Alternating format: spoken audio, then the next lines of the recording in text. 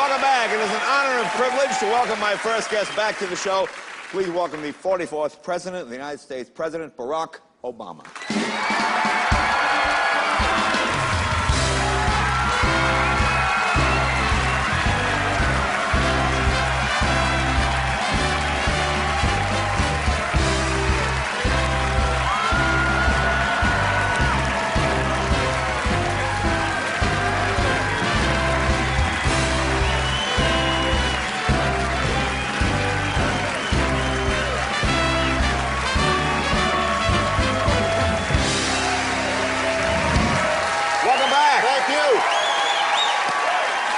It is good to be back. It's good to have you back, sir. And of course, the big news this week, Gaddafi's dead, rebel forces, killed by rebel forces.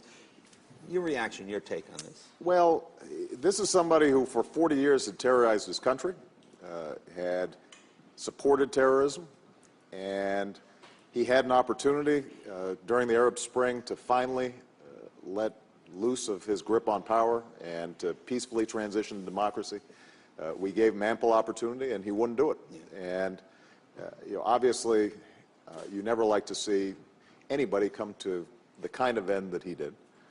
But I think it's obviously sends a strong message around the world to dictators that people long to be free, and they need to respect the human rights and the universal aspirations of people.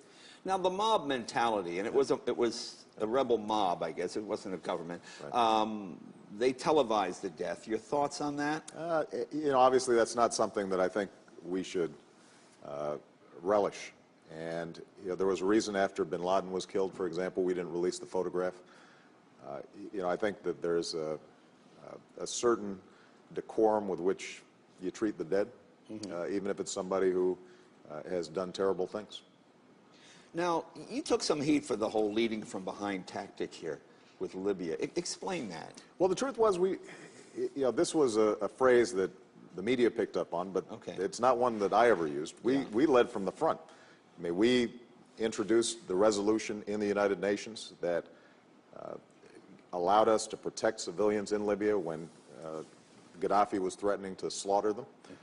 It was our extraordinary men and women in uniform, our pilots, who took out their air defense systems, set up a no-fly zone. It was our folks in NATO who were helping to coordinate the NATO operation there. And the difference here is we were able to organize the international community. We were able to get the UN mandate for the operation. We were able to get Arab countries involved.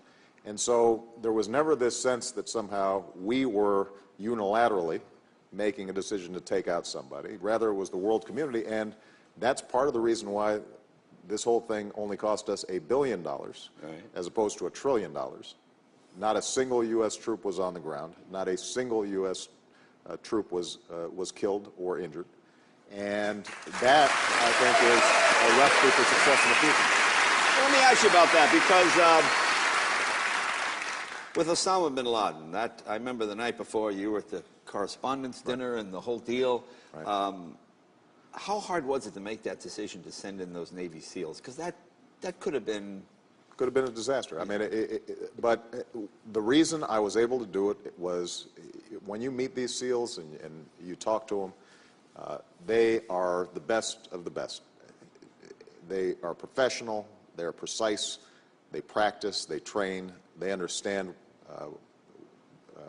what exactly they intend to do.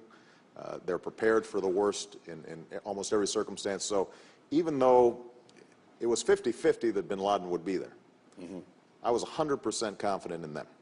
And I could not have made that decision were it not for the fact that our men and women in uniform are the best there is. They're unbelievable.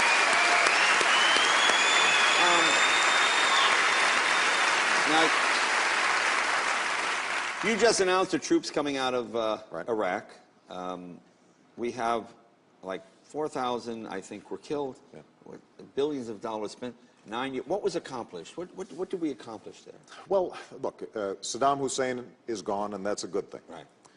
The Iraqis now have the opportunity to create their own democracy, their own country, determine their own destiny. I'm cautiously optimistic that they've realized that the way they should resolve conflict is not through killing each other, but rather through dialogue and discussion and debate. And so that would not have been possible had it not been for the extraordinary sacrifices, not just of our armed forces, but also their families. You know, when you think about the rotations that, over 1 million of our troops went through, right, and reservists and National Guardsmen and women, and the strain that that placed on those families during this long period, it's remarkable. So I think Americans can rightly be proud that we have given Iraqis an opportunity to determine their own destiny. But I also think that policymakers and future presidents need to understand what it is that we're getting ourselves into when we make some of these decisions. And there might have been other ways for us to accomplish those same goals. But the main thing right now is to celebrate the extraordinary work that our men and women did, and having them home for the holidays for good is going to be a big deal. Well, let me ask you now, many members of the GOP opposed withdrawing from Iraq. It's shocking that they opposed something I proposed. Yeah. It doesn't. But I mean, wasn't it originally? Didn't they want to get out of Iraq? Well, look, I don't know exactly how they're thinking about it. You know, as you said, we've been in there for years. Over 4,000 young men and women killed, tens of thousands injured, some of them for life. Spent close to $1 trillion on this operation. I think the vast majority of the American people feel as if it is time to bring this war to a close, particularly because we still have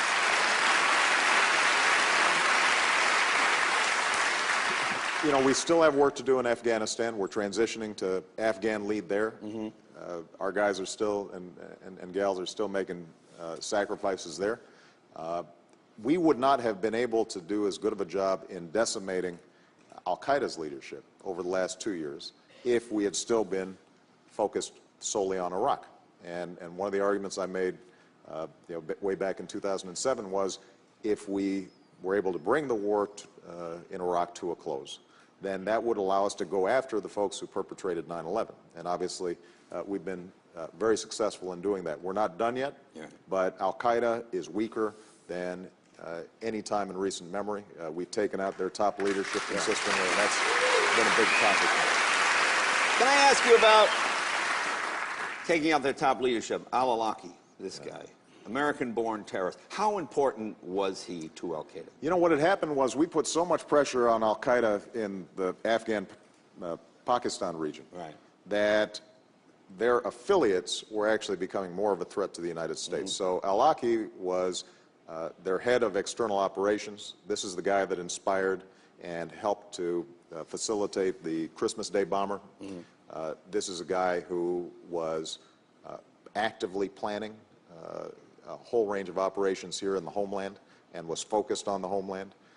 And so this was probably the most important al-Qaeda threat that was out there after bin Laden was taken out. And it was important that working with the Yemenis, we were able to remove him from the field.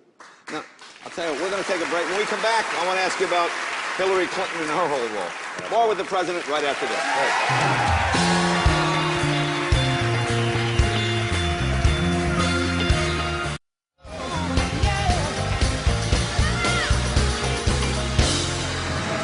Welcome back. Talking, of course, with the President of the United States.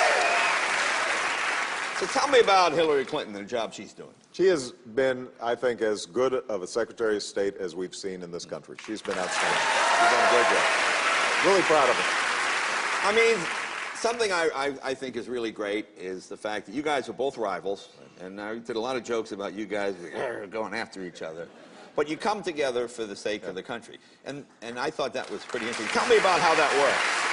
You know, it really wasn't that difficult. The truth is, Hillary and I agree on the vast majority of issues. We did during the campaign. In fact, one of the problems with all those debates was you started running out of stuff to say because we had a similar worldview.